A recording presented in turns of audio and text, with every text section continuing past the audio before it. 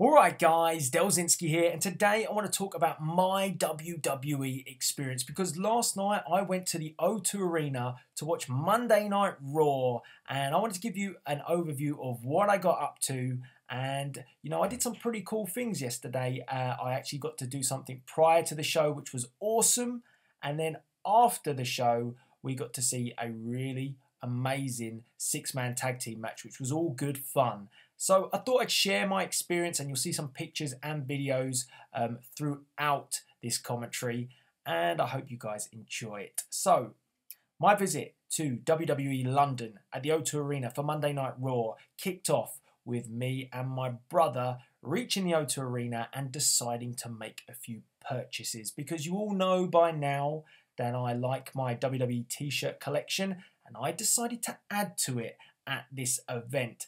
And I went for a t-shirt which I thought someone was going to be on this Raw card. There was rumours that this superstar would move up from NXT and actually appear on Raw, maybe attacking Neville. But it never happened. But nevertheless, I did pick up this t-shirt because I think it's awesome. I picked up the Finn Balor Demon design, and I love that t-shirt logo on the front. I think it looks wicked. The Demon design is cool. It's his face paint, and we all know how awesome Finn Balor looks with his face paint. And then on the back, you've got the trademark Finn Balor logo. And I picked this one up. I think it's the better of his two t-shirt designs. He's got that one with the teeth that goes down, but I prefer this one, so I was glad they had that on sale. And my brother, well, he was a bit more smart than me. I mean, he picked up a t-shirt with somebody who's on the actual show, which is always a good move.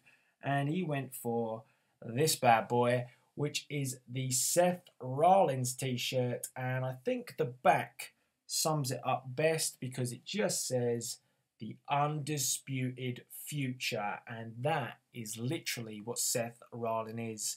And we were looking forward to seeing Seth Rollins. We were hoping to see him in a match, and he kind of was in a match, but it wasn't what we expected for Monday Night Raw. So I'll cover that shortly in this commentary. Now, after we got our t-shirts, we'd grab some food as well. This is where it got awesome because we was invited to a WWE VIP pre-show party. Yes, thank you to 2K UK for hooking me up with this. When they found out I was going to Raw, they put me on this guest list, and it was just cool. It was just wicked.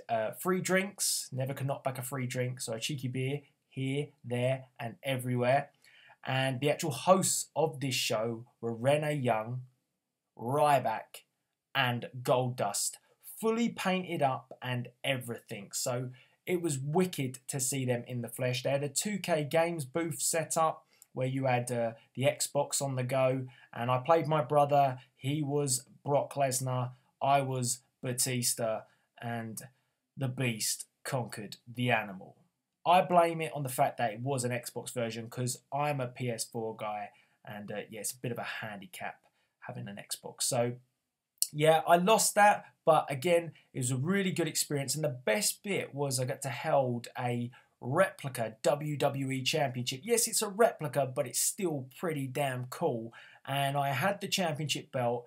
And at that point, they told me I had to cut a promo. And, it kind of took me by surprise because I was just happy to be there. I was just having a good time. And this promo is the shortest WWE Championship promo you will ever see.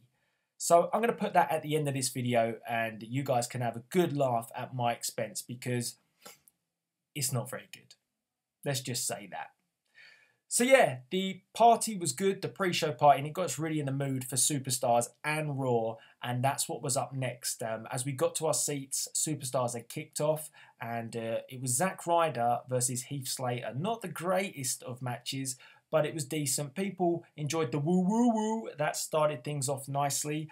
And then the second match was where the crowd got involved, and the crowd was up for this all night.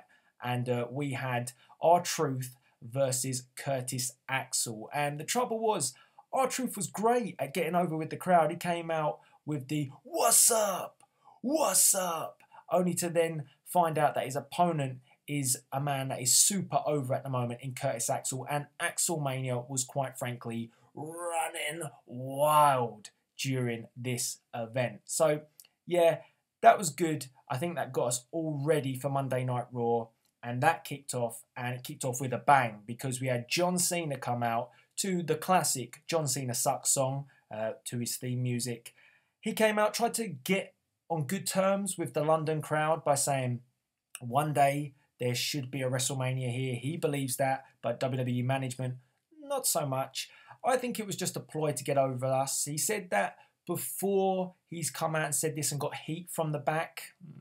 Not sure about that.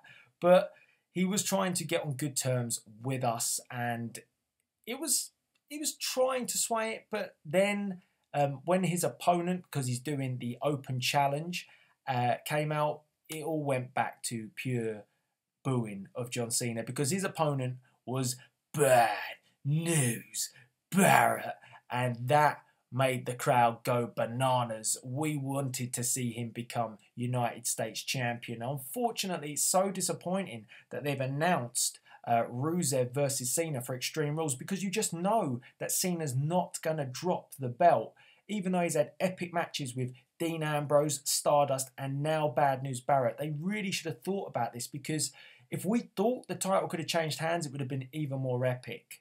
Albeit the match was quality because we saw Wasteland, we saw Bullhammer, Cena kicking out of both, but then Cena hit an AA on Barrett, but only to have Barrett kick out. So Cena doing a better job at putting Barrett over this time now than he did in the Nexus.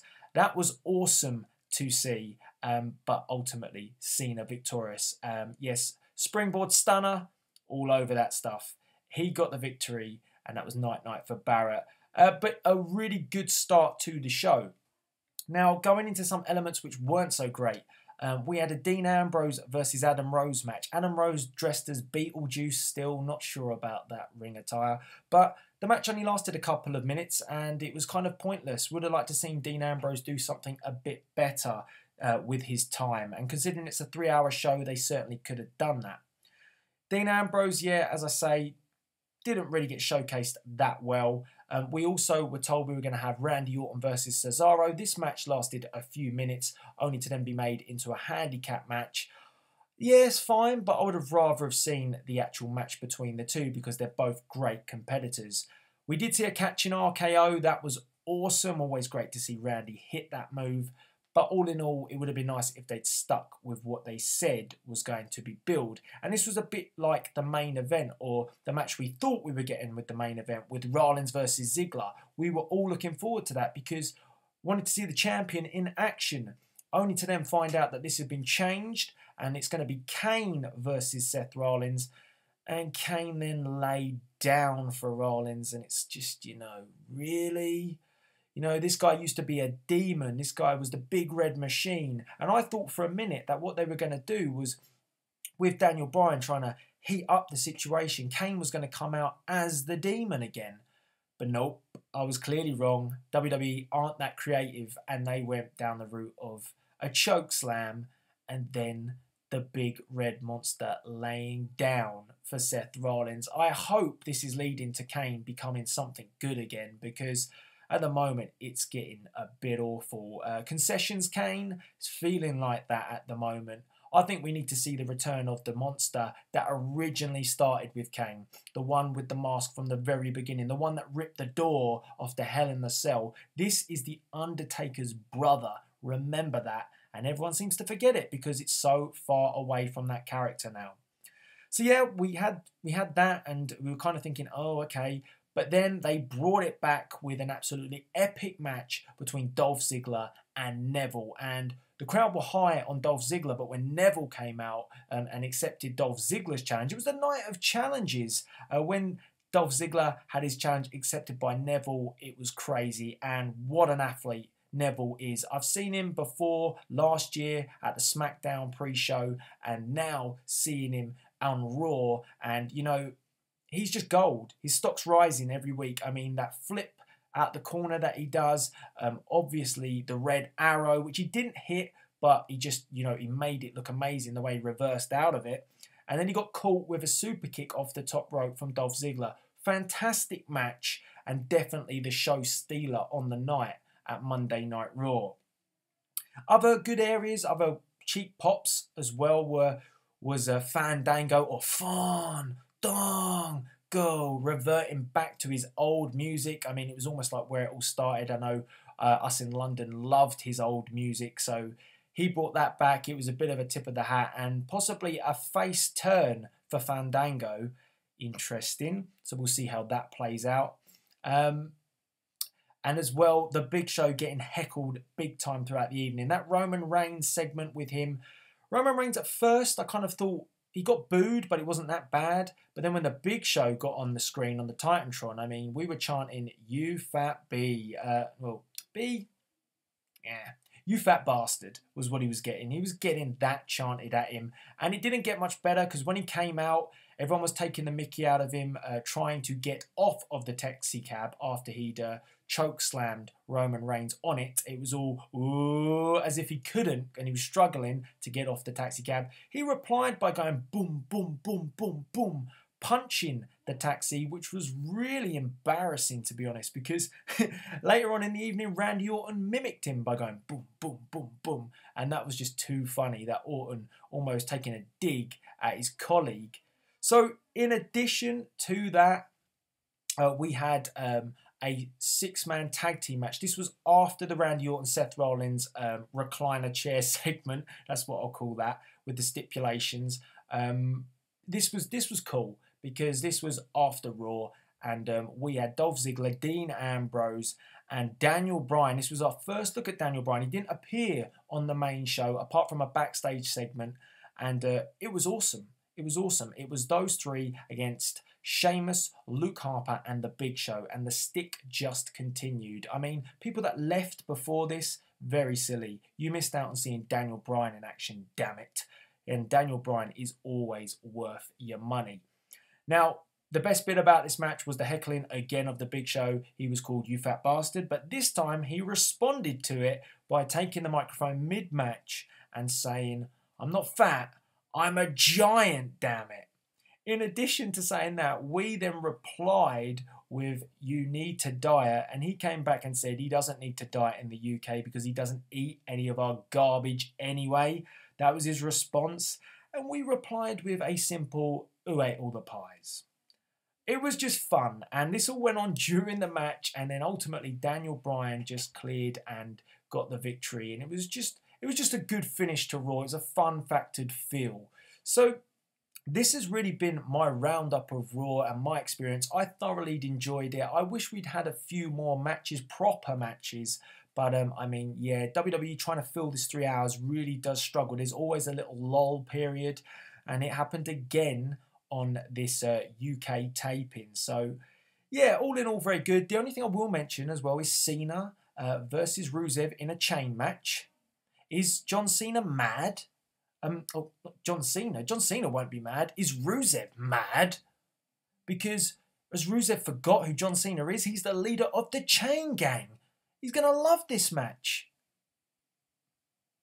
Not smart. Not smart. Anyway, I thought I'd get that in, and you know, I mentioned it earlier and I didn't forget. Now you're going to get to see that promo from me as the World Heavyweight Champion. So I'm going to leave it there. All that's left to be said is please rate, comment, and subscribe. And if you did go to WWE London, let me know via the comments box below what you thought of the show. This is Delzinski signing out. Did I just do a John Cena? Damn it, I did. Anyway, let's go to the promo. Hello, London. How are you guys all doing? We're getting set here, ready for the show here. I have two very important things. One of them is that we have a new WWE World Heavyweight Champion here in WWE. And also, joining me right here at this exact moment, Bad News Barrett. Hello, Renee. Hi. Bad News, do you have a message maybe for our new WWE World Heavyweight Champion?